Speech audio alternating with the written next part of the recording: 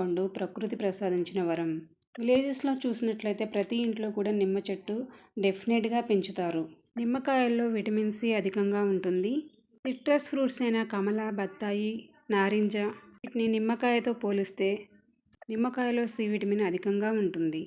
C vitamin రక్షణ వ్యవస్థకు చాలా మేలు చేస్తుంది. సెల్ రిపేర్, క్లీనింగ్, డీటాక్సిఫికేషన్, బాడీలోని వ్యర్థాలను తొలగించడానికి చక్కగా ఉపయోగపడుతుంది. ఇమ్యూనిటీ బూస్టింగ్కి, ఫ్రీ రాడికల్స్ని నాశనం చేయడానికి కూడా చాలా యూజ్ అవుతుంది.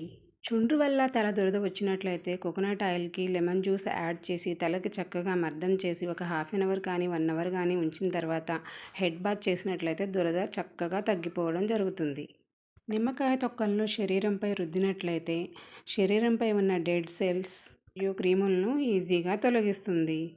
పచ్చి నిమ్మకాయల్లో కంటే పండు నిమ్మకాయల్లో సి విటమిన్ అనేది అధికంగా ఉంటుంది. వేసవి కాలంలో ఎండ తీవ్రతను తట్టుకోవడానికి ఎక్కువగా ప్రజలు నిమ్మరసం అనేది తాగుతూ ఉంటారు.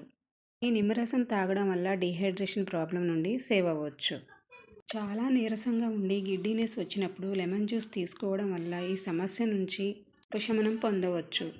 మనం ఫాస్టింగ్ ఉన్నప్పుడు లెమన్ జ్యూస్లో హనీ యాడ్ చేసుకొని తాగినట్లయితే కడుపు నిండినట్టుగా ఉండి ఆకలి అనేది తెలియకుండా ఉంటుంది. నిమ్మకాయలో ఉండే C vitamin viral, bacterial infections నుండి రక్షణని ఇస్తుంది. నిమ్మకాయలో ఉండే సి విటమిన్ చర్మ సౌందర్యాన్ని మెరుగుపరుస్తుంది. ఉదయాన్నే లేవగానే నిమ్మరసం పరిగడుపున తాగడం వల్ల శరీరంలోని క్రిములను తొలగించి శరీరాన్ని శుభ్రపరుస్తుంది.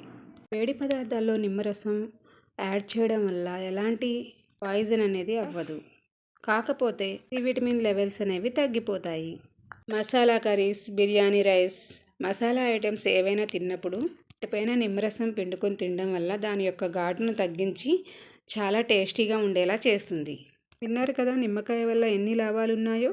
వీడియో కనుక మీకు నచ్చినట్లయితే లైక్ చేయండి, షేర్ చేయండి, సబ్స్క్రైబ్ చేయండి. Thank you.